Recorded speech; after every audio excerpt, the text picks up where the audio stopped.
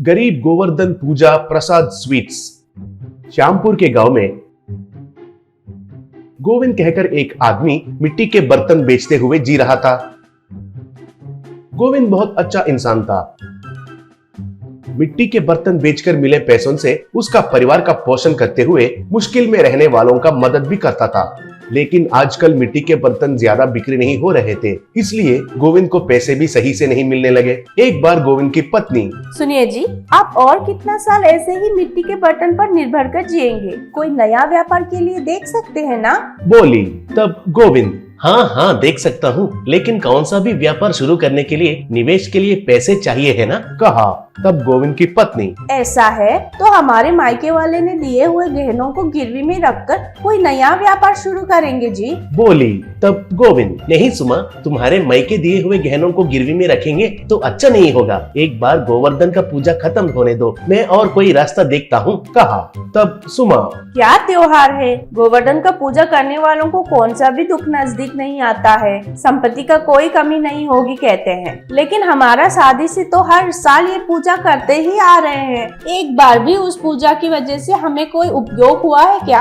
अब तक गरीब ही है हम। बोली। तब गोविंद, देखो सुमा, सुख समृद्धि कहे तो पैसे ही सब कुछ नहीं है। कितना मुश्किल आने से भी हम सब में से कोई भी बीमार नहीं होकर कोई आपत्ति के बिना सेहतमंद है। सोने जैसे बच्चे, छोटे स्वर्ग जैसा घर, रिश्तेदारों जैसे हालात पूछने वाले गांव वाले भी है। इससे और कौन सा सुख और संपत्ति चाहिए बोलो, कहा। तब सुमा, वो सब तो है, लेकिन सबसे ज्यादा पैसों का ही बहुत जरूरी है। पैसे रहने से ही हमें लोगों में मर्यादा मिलता है। बोली। जो हमारे पास है उसमें संतुष्टि पाने में ही बहुत सुख है। फिर भी भगवान श्री कृष्ण ने बताया कि काम करो, लेकिन उसका फल के बारे में आशा मत करने के लिए। हम हमारे काम करते ही चला जाएंगे, उसका फल वो खुद भगवान श्री कृष्ण के ऊपर छोड़ देंगे, कहा। तब सुमा कुछ नहीं बोली।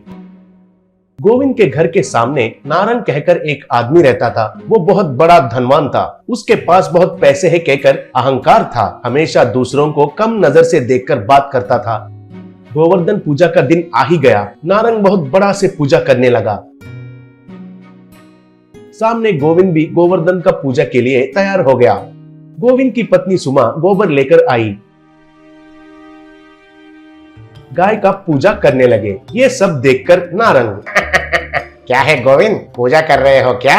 इधर देखिए, हमारे भगवान श्री कृष्ण को कितना अच्छे से सजाए हैं। बहुत सारे फूल, फल और कई तरीके के मिठाई भी रखे हैं। हरे कृष्ण कृष्ण कृष्ण हरे हरे, कहा। तब गोविंद, बहुत अच्छी बात है नारंग जी, हमारे पास तो आपके जैसे फूल, फल और मिठाई खरीदने के लिए पैसे तो नहीं है, इसलिए हमारे पास कितना है उतने में ही ऐसे छोटे से भक्ति से पूजा कर रहे हैं, कहा। तब नारंग, इधर देखो, हमारा किया ये बढ़िया डेकोरेशन के लिए भगवान श्री कृष्ण खुद इधर आ जाएगा। आपको देखो, आपके घर में दरिंदर देवता भी कदम नहीं रखेगी शायद, इतना छोटा सा घर है, कहा। तब सुमा गोविंद से, देखिए, वो इतना सारा बातें कह रहा है तो आप बिल्कुल ही बात नहीं कर रहे हैं, क्यों? पूछी। तब गोविंद, देखो सुमा, वो तो उनके पास पैसे है और दिखावट के लिए ये सब कर रहा है, उसमें ही उसका सुख है, खुशी से रहने दो, कहकर उनका गाय को पूजा करने लगे। तभी उधर एक बूढ़ा आदमी आया। वो नारंग के पास जाकर, श्रीमान, बहुत भूख लग रहा है, खाने के लिए कुछ है तो दीजिए मालिक, कहकर पूछा। तब नारंग, अरे ओ बुढ़े, तुम्हें दिखाई नहीं दे रहा है क्या? इधर हम पूजा कर रहे हैं कहकर, पूजा के बाद ही तुम्हें कुछ देता हूँ, चलो हटो, एक कोने में जाओ, कहा। तब वो बूढ़ा आदमी गोविंद के पास गया।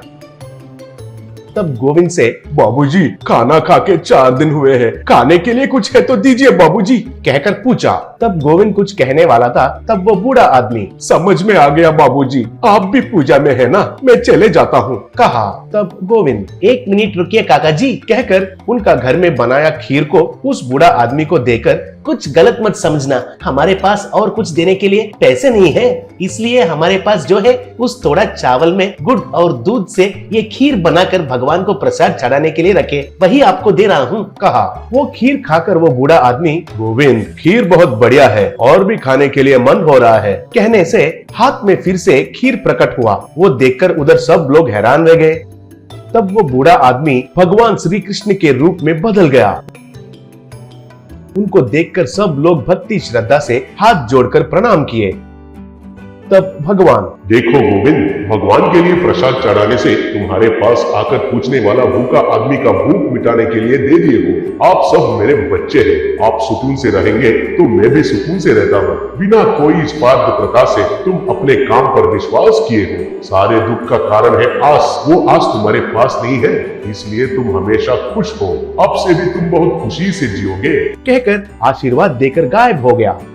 तब सुमा पीछे मुड़कर देखी तो उनका मिट्टी का बर्तन सारे सोने का बर्तन में बदल गए। नारंग वो देखकर घसकाकर नीचे गिर गया। तब गोविंद उन सोने का बर्तन को बेचकर मिले पैसों से एक अच्छा सा घर बनाकर गरीब लोगों के लिए हर रोज अन्नदान करते हुए बच्चों के लिए एक स्कूल बनाकर गरीब बच्चों को मुफ्त में पढ़ाने लगा। ऐसे जरूरत वालों का मदद करते हुए खुशी से जीने लगा।